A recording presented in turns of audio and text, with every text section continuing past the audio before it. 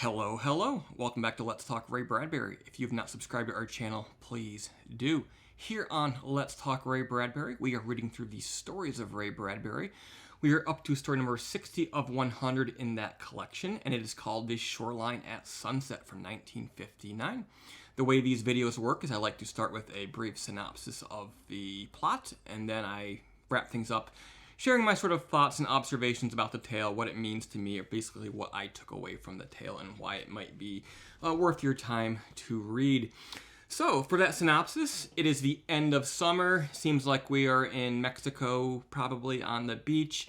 Tom and Chico have a boarding house. It's been full of vacationers all summer, but now they are leaving, and it's sort of become quiet and lonely once again. The two are hanging out on the beach. Tom's lonely.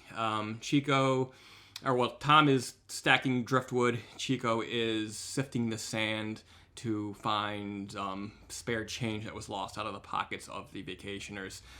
That summer, Tom had brought at least 4 dates to the house, but they all sort of quietly slipped away before relationships could take place because the women sort of saw the life that they lived. And short of being a entrepreneur, a successful, wealthily independent person, he was in fact just a dude with a boarding house, sort of scraping to get by. They're out in a place that was only sort of enjoyable for people during the summer months when the air in the water are warm and it's swimming season. Tom, he thinks that maybe next week he's going to leave, but Chico, he knows he's not going to. He knows that it's sort of too late in their lifetimes, and Tom doesn't have it in him to leave, and basically they're bound to this place for the rest of their lives. Just then, a boy comes running down the beach. He says, "You gotta come see this, guys. There's a funny woman laying on the beach." So they follow the boy up the beach where there's another boy standing over her, and indeed there is what would appear to be a mermaid.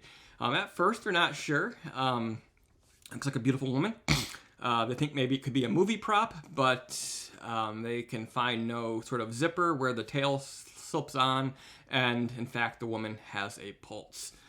Chico, ever the entrepreneur, he says, let's go get some ice, and we'll put her on ice because you always put things that you find in the ocean, like fish, on ice, and we can take it and we can sell her to someone.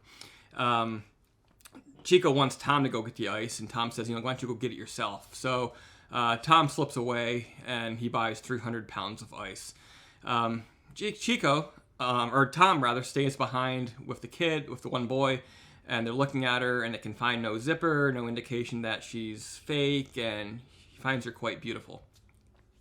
Then he sees a truck up on the highway. I think it's Chico returning. But the tide starts coming, and it starts moving the body. First a couple of inches, and then more and more, and then finally it slips out to sea. Chico comes back, and he's very angry. He says, "What did you do? I know what you did. You did nothing. That's what you always do. You never do anything." And angry, a little bit more assertive for the first time, Tom says, "Well, you too, you did exactly what you always do." And basically, it doesn't say as much, but the implication is that you basically saw this as another money-making scheme, and that's all you ever get out of life. So, the two are angry at each other. They ride back to their house in the truck, which is full of 300 pounds of ice that they do not need. And later, sitting on the porch, they sort of talk about how, 30 years from now, one of the boys will call, and all grown up, sitting in a bar lonely one night, and he'll call them sort of old men sitting still on the porch and say, "Was it real? Back in 1958, was it real what we saw?" And we'll say, "Yes, it was real." And then we'll go back to sleep. And then Chico, sort of stating the obvious, looks at Tom and says, "You're not really going away next week." And Tom says, "You're right, I'm not going away. I'm not ever leaving."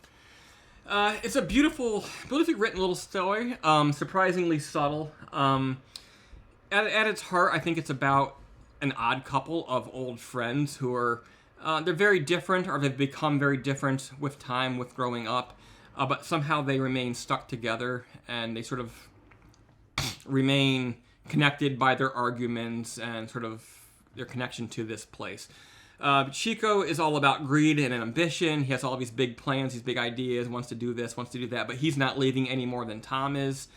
Tom, he's looking for something more deeply in life, love, relationships, even dreaming of leaving the area, but again, it's never going to happen.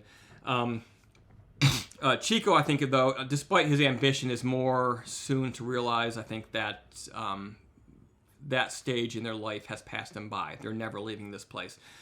The mermaid is almost a formality in this story. It could be there or not be there, but I think it does represent sort of a memory, an anchor point that further connects these two men to this home that they have. It basically helps keep them stuck there. It's actually part of a justification to stay. The idea that amazing things can still happen here in their home, be it ever so humble. And I think at the heart, these two men are almost afraid of leaving, even if neither is able to admit it to each other. I find this whole thing very relatable.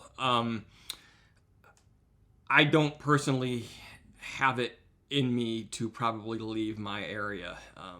It would take some other compulsion, like the people I love going to another area, and maybe I would follow them. But I find myself connected to home, even with its bad memories.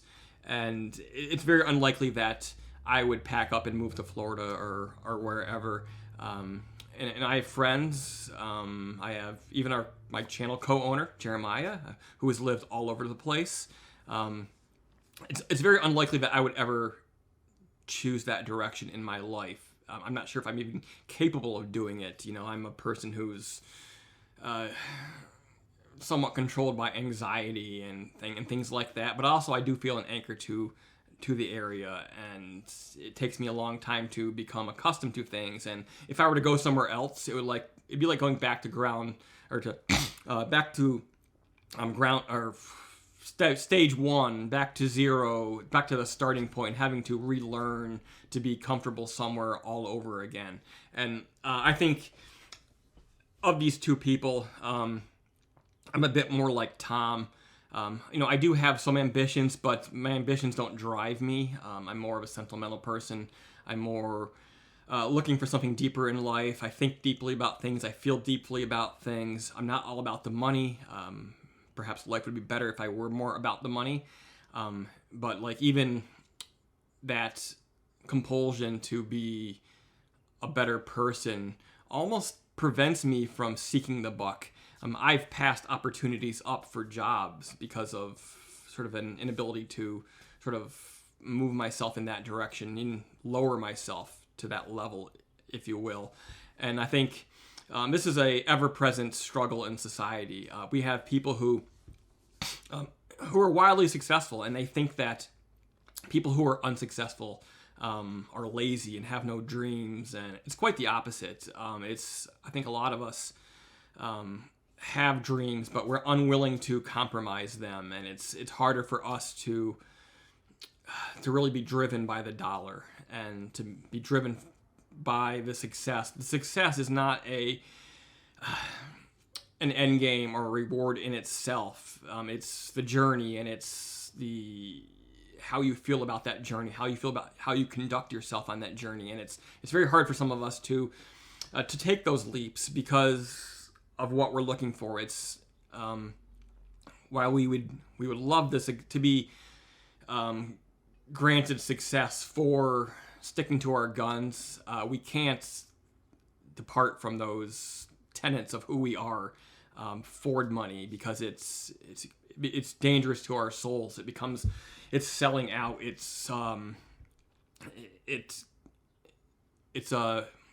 We're bound to our dreams and our standards, and it would break us, to do that. We hope to be granted success doing what we do, but we can't see ourselves changing what we do just to achieve monetary success and fame and fortune and all that shit. But there you go, guys. That is The Shoreline at Sunset from 1959. That is story number 60 of 100 in the Stories of Ray Bradbury. That puts us up to 40 left to go in this collection. Next time, we'll be talking about Fever Dream, also from 1959, so I hope that you will subscribe and come back in a couple of days and join me in discussing that short story. See you later.